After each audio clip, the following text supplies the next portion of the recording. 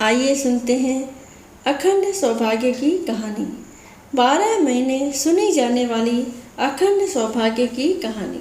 तो सभी प्रेम से कहिए, गौरी पुत्र गणेश भगवान की जय हो, गौरी शंकर भगवान की जय हो।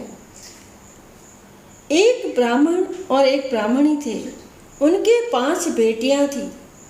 पांचों बेटियां विधि विधान से देवाधिदेव महादेव व माँ पार्वती का विधि पूर्वक पूजन कर अमर सुहाग की कथा सुनती थी।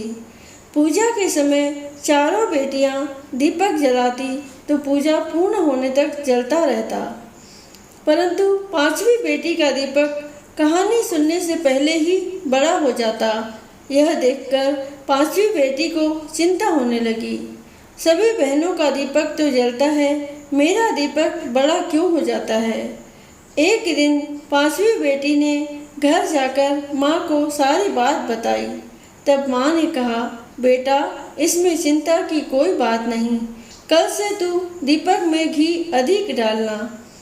बेटी ऐसा करने लगी। कुछ समय पश्चात ब्राह्मण ने 5 बेटियों का विवाह कर दिया। चारों बेटियों के घर में अन्न धन के भंडारे भरे थे, परंतु 5वीं बेटी की आर्थिक स्थिति थोड़ी कमजोर थी। उसका पति जंगल से लकड़ी काटकर लाकर घर चलाता था, परंतु 5वीं बेटी संतोषी व बहुत समझदार थी, कभी किसी से शिकायत नहीं करती थी। विवाह के बाद भी महादेव माँ पार्वती का पूजन करती थी। एक दिन उसका पति कम लकड़ियाँ लेकर आया तो उसने पूछा, क्या हुआ, आज लकड़ी कम लाए हो? तो पति ने कहा, आज मेरी तबीयत खराब है, मुझे बुखार है।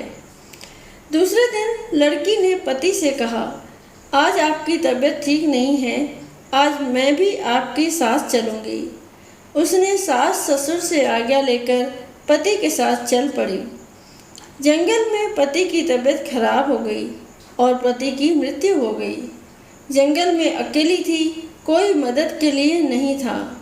पति का सिर गोद में रखकर विलाप करने लगी।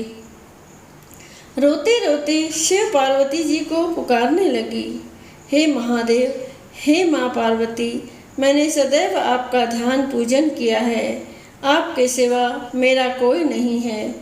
मैं घर जाकर अपने बूढ़े सास ससुर को क्या कहूँगी। लड़की का विलाप और सच्ची भक्ति देखकर माँ पार्वती ने कहा, हे प्राणनाथ, इस निर्जल जंगल में हमें कौन पुकार रहा है, हमें उसकी रक्षा करनी चाहिए। माँ पार्वती ने पूछा, लड़की क्या हुआ है, तुम क्यों रो रही हो? तब लड़की ने सारी बात बताई और महादेव जी पार्वती माता के चरण पकड़ लिए और विनती करने लगी। उसकी पूजा भक्ति से प्रसन्न होकर उसके पति को जीवन दान दिया और आशीर्वाद दिया कि जो कोई भी सुहागन स्त्री श्रद्धा भक्ति से अमर सुहाग की शिव पूजन कर कथा सुनेगी, वह सदैव अखंड सौभाग्यवती रहेगी। उसके सुख संपत्ति अन्न धन के भंडारे सदैव भरे रहेंगे। बोलिए महादेव पार्वती जी की जय, बोलिए गौरी शंकर भगवान की जय।